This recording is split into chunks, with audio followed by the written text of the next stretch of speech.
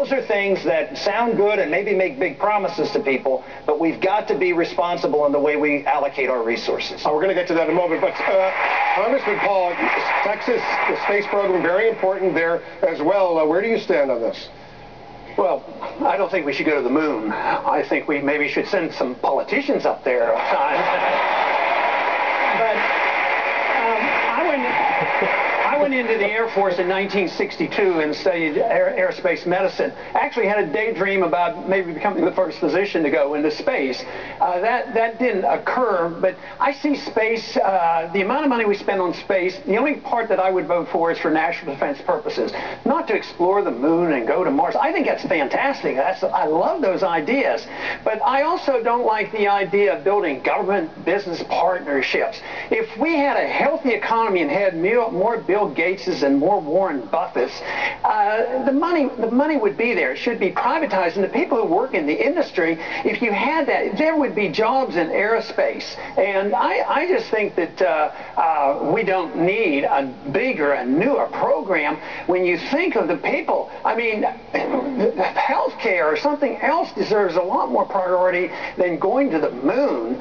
So I would be very reluctant, but space technology should be followed up to some degree for national defense purposes, but not just for the fun of it and, for scientific. We're going to leave this subject, but before we do, I want to just, Speaker Gingrich, to clarify what you said yesterday in that major speech you delivered on space. You said that you would support a lunar colony or a lunar base, and that if 13,000 Americans were living there, they would be able to apply for U.S.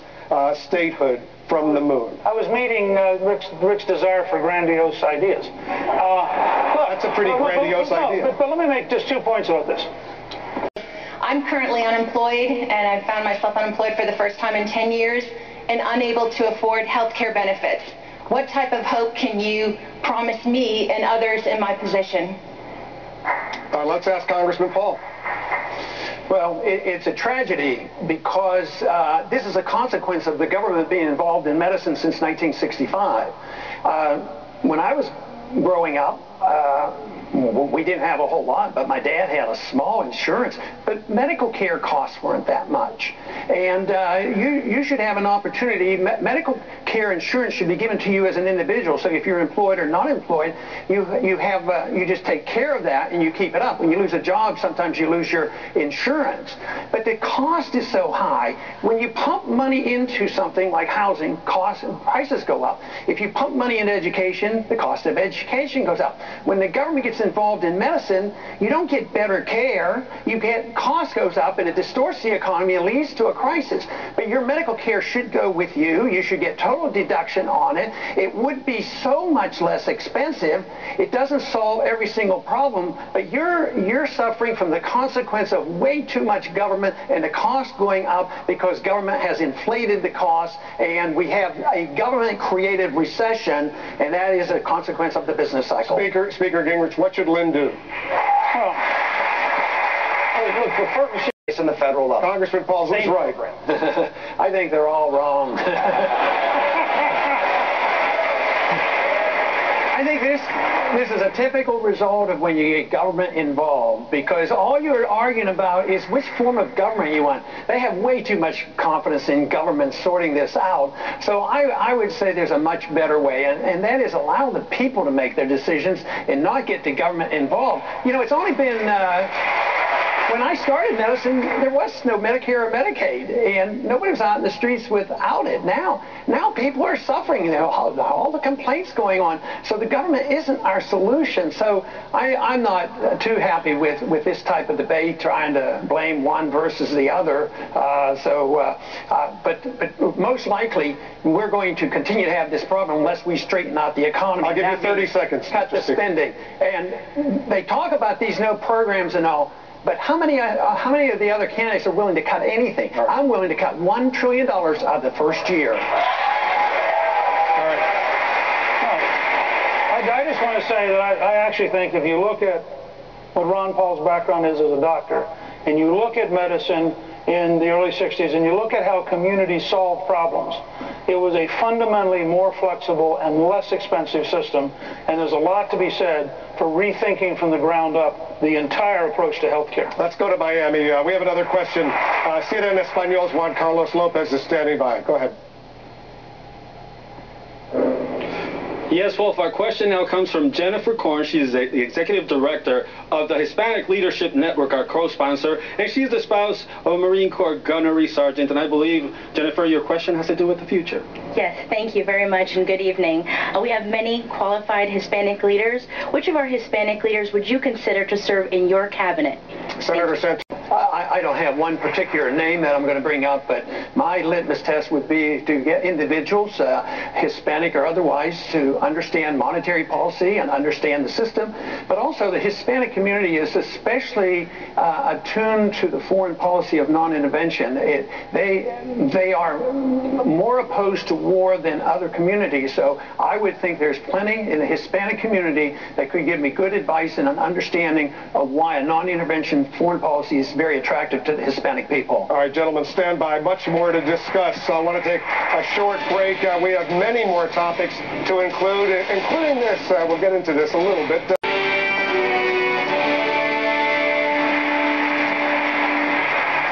want to get right back to the rest of the debate, but first on a lighter subject, I want to ask each of these gentlemen why they think their wife would make a great First Lady. Congressman Paul. Well, she's been my wife for 54 years, and we're going to have an anniversary on February 1st. Congratulations. So, she's the mother of 5 of our children, and she's a grandmother of 18 grandchildren, does an excellent job, and she's also the author of a very famous cookbook, the Ron Paul Cookbook. So, Governor? I got to take a little more time, a little more seriousness. Nothing wrong with what you said. I'm sorry. Go ahead, please stand up and give us your name. Hi, my name is Jorge Millares. I live here in Jacksonville, and when I was 3 years old, I was very blessed that my parents brought me here from Cuba. They brought me here so that I could be raised in freedom and in liberty. President Obama has recently announced that he is liberalizing trade and travel policies. What would be your position as president toward the island of Cuba? Senator Santorum. I would oppose it. Message at the exact wrong time. Congressman Paul, you said the U.S. should talk to everyone. Imagine you're in the Oval Office. You speak to Raul Castro. What would you say to him? well, I'd ask him what he called about, you know. What was the purpose of his call? No, I would ask him, what can we do to improve relations? Because I wouldn't see them as likely to attack us. When I was drafted in October of '62, that was a different world. I mean, there were nuclear weapons in Cuba. That was a different story.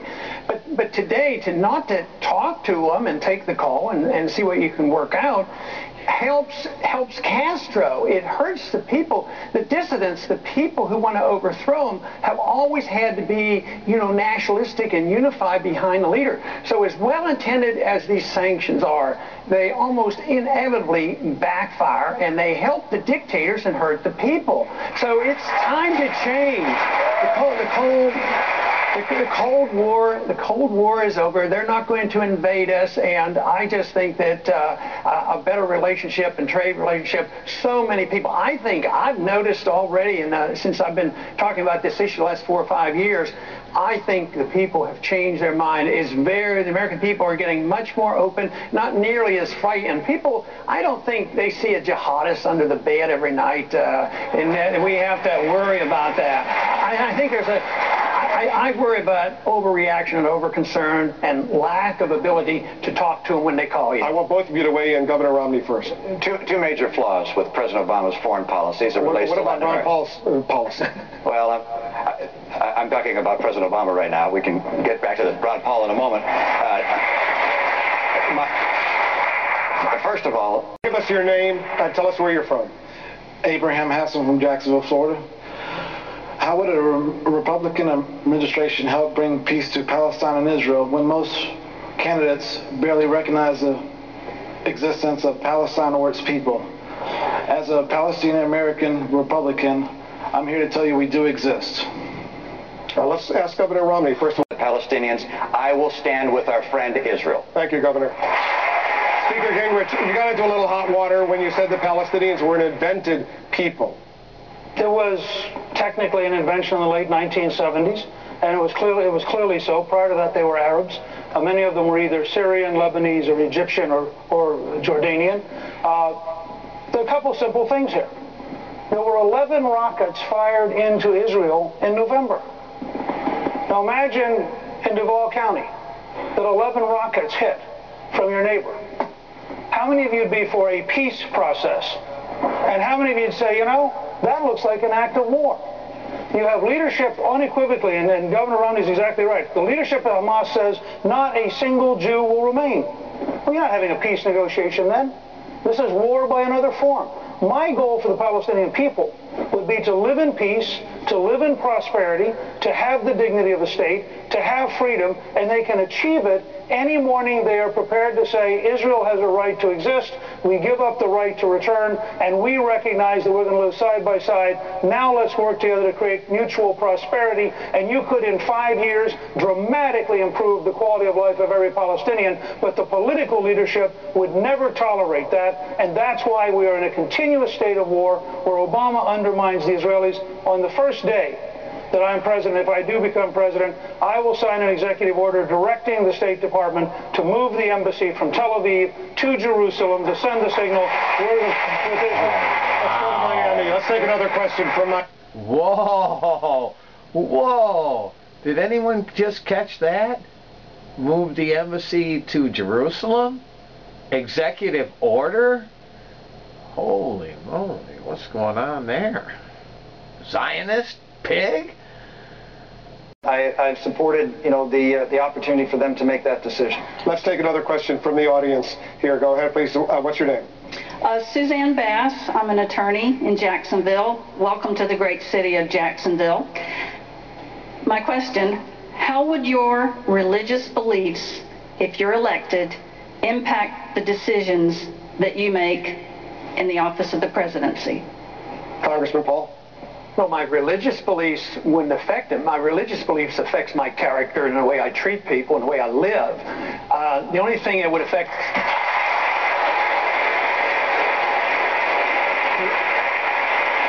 The only thing that would affect me in the way I operate as a president or a congressman is my oath of office and my promises that I've made to the people.